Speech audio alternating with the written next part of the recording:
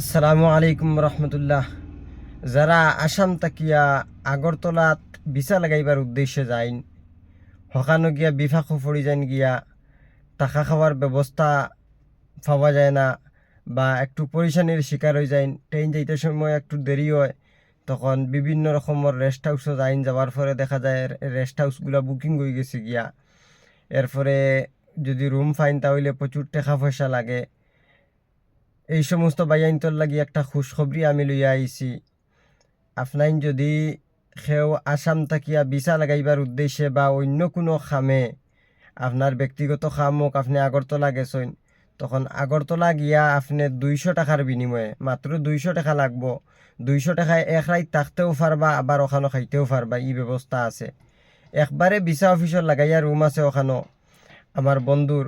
ওখানো গেলে আপনি এক রাত থাকতে পারবা এবং খাইতেও পারবা, আপনার 200 টাকা লাগবো। আর ওখান থেকে হরিয়া বাটি অভয়নগর রুম আছে, এখানেও বলা 200 টাকা আপনি দিলে থাকা খাবার ব্যবস্থা আপনার সারাটা হইব, থাকতেও পারবা খাইতেও পারবা। গতিকে গিয়া যারা ভিসা লাগাইবার উদ্দেশ্যে রওনা দেন, একবারে ইজি এবং সহজ তরিকা আমি আপনার কইয়া দিমু। কোনো ধরনের পরিশানির শিকার হইতে হইতো নাই। সর্বপ্রথম আপনি ট্রেন ধরিয়া গেলা গিয়া আগরতলাত। আগরতলাত ওখানো গিয়া আপনি ডাইরেক্ট বাটি অভয়নগর আমার লগে যোগাযোগ করিয়া, বা স্ক্রিনের নম্বর দেওয়া থাকবো, ওই সমস্ত নম্বরে যোগাযোগ করিয়া আপনি ডাইরেক্ট জায়গায় যাইবা গিয়া। তো দুইটা লাইন আছে, একটা হইল গিয়ে একবারে ভিসা অফিসের লগে, আর একটা আছে অভয়নগর ভিসা অফিস থেকে মনে করেন 20 টাকার ভাড়া দূরই আরি। তো আপনাইনতে যাইতে হইলে রিক্সা টিক্সা কিছু রিজার্ভ লাগতো না, অটো রিজার্ভ লাগতো না।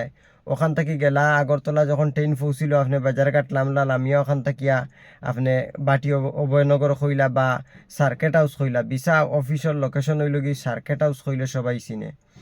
ওখানে অ্যাসেম্বলিও আছে ত্রিপুরার, মশুর জায়গা। সার্কেট হাউস হইলে যে কোনো মানুষের চিনবো এবং ওখানে নিয়ে দেখাইয়া দিতে পারবো। ওখানে গেলাগে গিয়া মনে করেন রওনা দিলা, ট্রেন যাইতে যাইতে 5টা বাজে গেল গিয়া, আপনি 5টার সময় যাইন, 7টার সময় 8টার সময় আপনি রুম খোলা পাইবা, আপনি থাকতে পারবা, কোনো অসুবিধা হইতো নাই। আর পরের দিন সকাল সকাল মনে করেন 7টা 8টার দিকে আপনি ফর্ম ফিল আপ করিয়া আর গিয়া লাইনও গিয়া দাঁড়াই গেলা গিয়া 8টা 8:30টার ভিতরে, তখন আপনার সিরিয়ালটা একটু সামনে দিয়ে আই গেল। তো আপনি লগে লগে ভিসা অফিসও নিয়া পাসপোর্ট জমা দিয়া আবার 11টার সময় ট্রেন যেখান, ও ট্রেনে আবার আপনি বাড়িতে ঘুরিয়ে আইতে পারবা।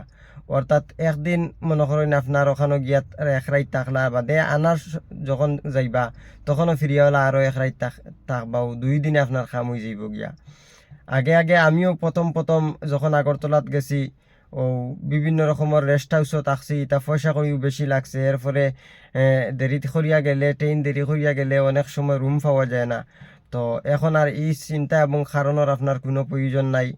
আমার বন্ধু 2জন 2 জায়গাত আছেন, আর তান্তানোর নিজস্ব ঘর বাড়ি আছে। আর আমরার সুবিধার্থে এমনি তো মনে করেন একজন মানুষে 200 টাকার বিনিময়ে একজনের থাকার জায়গা দিত এবং খাওয়ার জায়গা দিত, এটা বহুত কঠিন ব্যাপার। আর এটা শহর অঞ্চল এটা সম্ভব নয়। একবেলা আপনি মাছ ভাত খাইলেও লাগে যাইব গিয়ে আপনার মনে করেন 150 টাকা। এখন 150 টাকা যদি আপনার মাছ ভাত খাইতে লাগে, এরপরে রেস্ট হাউসও থাকতে আরও 500 টাকা আপনার লাগবে, 600 700 টাকা। এরপরে আরও গাড়ির ভাড়া আছে, আরও পরিশানি অকল আছে। কিন্তু এগুলো আমার বন্ধু অকল, আমি টানটানরে কইছি যে আপনাইনতে রুম 2টা খালি রাখি দিবা গিয়া। আগে আগে ভাড়াটি টাইন টাইন দিতা, এখন 2টা রুম খালি আছে 2 জায়গাত। যে কোনো মানুষ যদি যে কোনো সময় যায় না, আপনার 3জন 4জন 5জন পর্যন্ত গিয়া থাকতে পারবা, কোনো অসুবিধা নাই। ওখানে গিয়া আপনি থাকার ব্যবস্থা পাইলেইলা, খাওয়ার ব্যবস্থা পাইলেইলা, এবং কিলা সহজ তরিকায় আপনার ভিসা এপ্লাই করা লাগে, অনলাইন আবেদন করা লাগে, এটাও টাইন টাইন করিয়া দিবা, এবং সম্পূর্ণভাবে মানে আপনি জিও পারবা, সার্ভিস পাইবা আরই।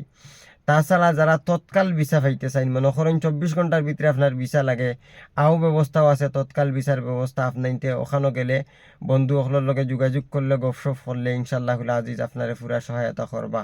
আশা করি বুঝতে পারছেন। সারা বালা আছেন, বালা থাকুক, আর আমার লগে দোয়া করবা। আসসালামু আলাইকুম ওয়া রাহমাতুল্লাহি ওয়া বারাকাতুহু।